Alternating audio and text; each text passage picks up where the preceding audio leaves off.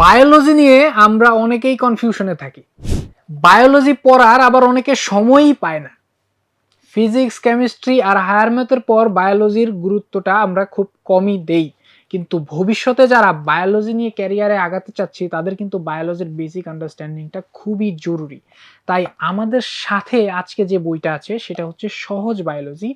Class 9-10 এর জন্য উপযোগী একটা অত্যন্ত সুন্দর বই। আর এই বইতে থাকা বায়োলজির বেসিক কনসেপ্টগুলো তোমাকে সাহায্য করবে বায়োলজি আরো ভালোভাবে বুঝে পড়তে।